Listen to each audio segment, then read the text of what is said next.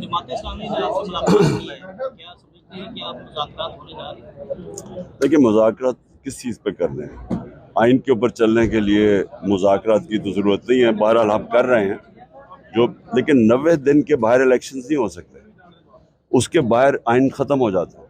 इसके ऊपर सारे पाकिस्तान की लीगल कम्युनिटी इस पे मुत्तफ़िक है। मतलब कल एक दूसरा 22 अप्रैल को निगरान हुकूमत की मुद्दत खत्म हो रही है, उस पर तहरीक इंसाफ क्या मौक़िफ़ रखती है? क्या यही निगरान सेटअप है आगे कंटिन्यू करे या फिर नया सेटअप लाया जाए? बिल्कुल, इनकी कोई आइनी हैसियत नहीं रह जाएगी 90 दिन के बाद। सब कुछ जो ये करेंगे गैर आइनी होगा। इनको बिल्कुल हटना चाहिए और एक एडमिनिस्ट्रेटर अपॉइंट करना चाहिए जिसका सिर्फ काम हो इलेक्शन करवाना। ये तो एक और एजेंडा के ऊपर केयरटेकर गवर्नमेंट आई है जो सब कुछ कर रही है सिवाय इलेक्शन के और सिवाय फ्री एंड फेयर इलेक्शन के। ये तो वो इंतकामी कार्रवाई है जो कभी यहाँ हुकूमतों ने नहीं की।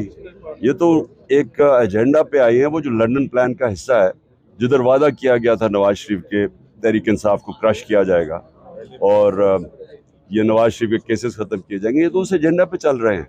ये तो इसका तो कोई ताल्लुक ही नहीं है केयरटेकर गवर्नमेंट से। शाहिद हुसैन सैयद साहब ने कहा है कि इमरान खान साहब के जो सऊदी प्रिंस हैं, बादशाह हैं, उनके साथ बड़े अच्छे रवाबित हैं और अमेरिका के साथ भी उनके साथ जो मामलात हैं वो ठीक है।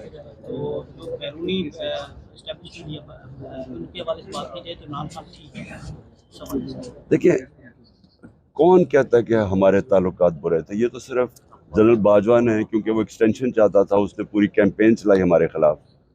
लेकिन 2 OIC की मीटिंग्स 3 महीने में होनी पाकिस्तान में फॉरेन मिनिस्टर्स की, ये कभी पाकिस्तान में कितनी देर पहले हुआ था?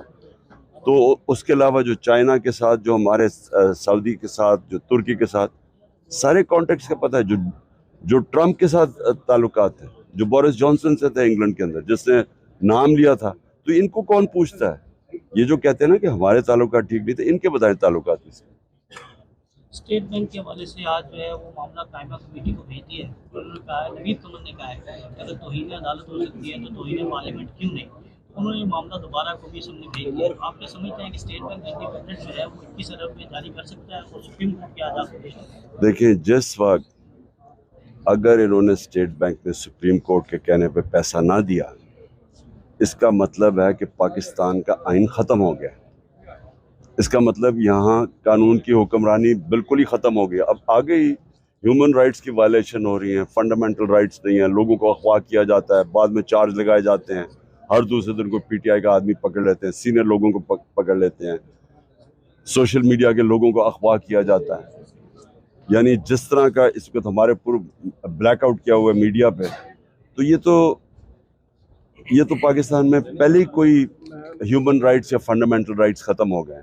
अब एक है कि सुप्रीम कोर्ट के हुक्म के ऊपर अगर इलेक्शन नहीं होता, अगर ये फंड्स नहीं देते और उसकी वजह से इलेक्शन नहीं होता, तो आइन ख़त्म हो गया पाकिस्तान में। मरियम औरंगजेब कहती है कि पाबंदी हमने नहीं लगाई, पैमरा ने लगाई, पाबंदी खुद मीडिया ने लगाई।